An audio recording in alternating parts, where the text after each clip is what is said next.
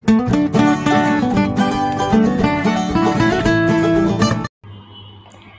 আসসালামু আলাইকুম। Welcome back to my channel Tahmina cooking. তো আজ আমি আপনাদেরকে নদীর পাঁচমিশালি মাছ পেঁয়াজ টমেটো দিয়ে রান্না করে দেখাবো। তো চলুন দেখে নিই যে এই মাছগুলো আমি কীভাবে রান্না করেছি। তো ভিডিও দেখার শুরুতে প্লিজ একটা লাইক দিয়ে ভিডিও দেখা শুরু করবেন। আর আমার চ্যানেলটা আপনারা যারা সাবস্ক্রাইব করেন নাই প্লিজ সাবস্ক্রাইব করে পাশে থাকা লাইকনে চাপ দিয়ে দেবেন। আর এই ভিডিওটি যারা ফেসবুক পেজে দেখছেন প্লিজ পেজটি ফলো করে লাইক কমেন্ট এবং শেয়ার করে দেবেন। তো মাছ রান্না করার জন্য এখানে আমি বিভিন্ন ধরনের পাঁচমিশালি মাছগুলো আমি পরিমাণ মতো লবণ আর সামান্য পরিমাণে হলুদ দিয়ে মাছগুলো আমি মাখিয়ে তারপরে এগুলো আমি ভেজে নিয়েছি।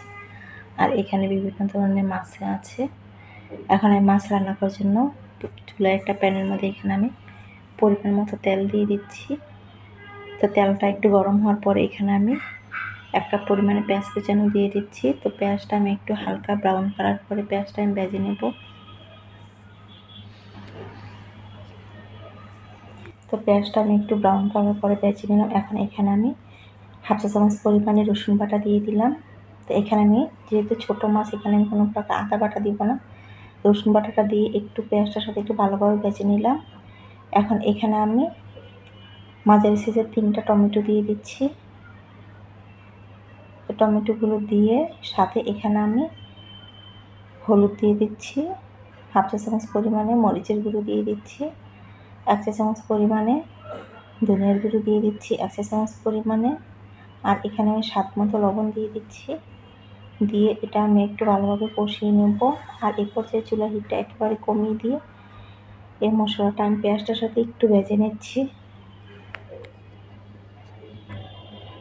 তো মশলাটা আমি একটু ভেজে নিয়ে এখন এখানে আমি একদম সামান্য পরিমাণে একটু পানি দিয়ে দিচ্ছি এই টমেটোটা একটু ভালোভাবে কষানোর জন্য, যাতে মশলাটা পুড়ে না যায়। তো পানিটা দিয়ে একটু ভালোভাবে মিশিয়ে এখন এটা আমি ঢাকনা দিয়ে ঢেকে দিব, যাতে টমেটোটা একদম সফট হয়ে যায়। এখন আমি ঢাকনা দিয়ে ঢেকে দিচ্ছি। তো কিছুক্ষণ পরে আমি ঢাকনাটা উঠিয়ে নিচ্ছি। আর এর মধ্যে আমার টমেটোটা অনেকটাই সফট হয়ে গিয়েছে। এখন আমি আর একটু নেড়ে চেড়ে তারপর এখানে আমি পরিমাণ মতো পানি দিয়ে দিব। এখন আমি গরম পানি দিয়ে দিচ্ছি।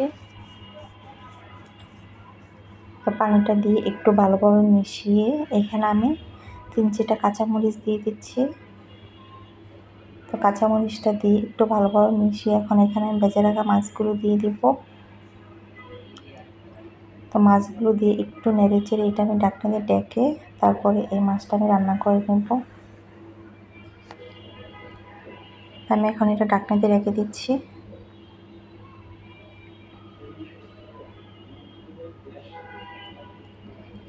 তো কিছুক্ষণ পরে আমি ঢাকনাটা উঠিয়ে নিচ্ছি।